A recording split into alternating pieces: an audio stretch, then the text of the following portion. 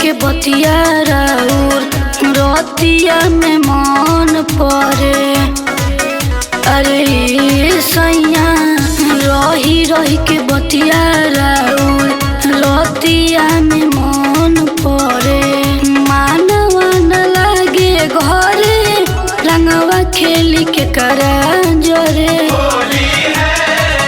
असो के होलिया में करब माना मानी जानी देवर कटी चोख पिचकारी कर फेंकत पानी जानी देवर कटी चोख पिचकारी कर फेंकत पानी जानी देवर कटी।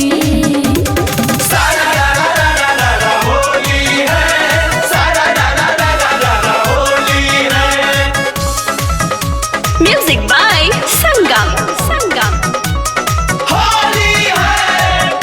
लागोता कि छोड़ी नाई छुए के मानी ए राजा हमरो थाती।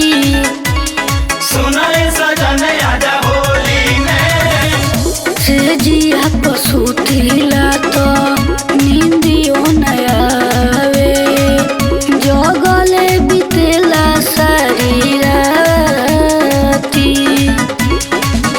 धके लटकी जाला घड़ी के चुहानी जानी देवर कटी चोख पिचुकारी कर फेंकत पानी जानी देवर कटी चोख पिचुकारी कर फेंकत पानी जानी देवर कटी। होली होली होली होली होली होली होली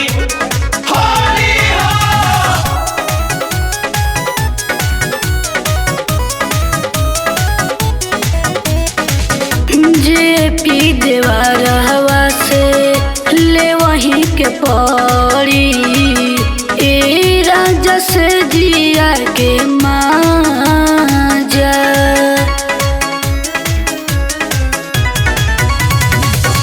लागोता बरागी कबो ना बजई हैं हिक भर बड़ी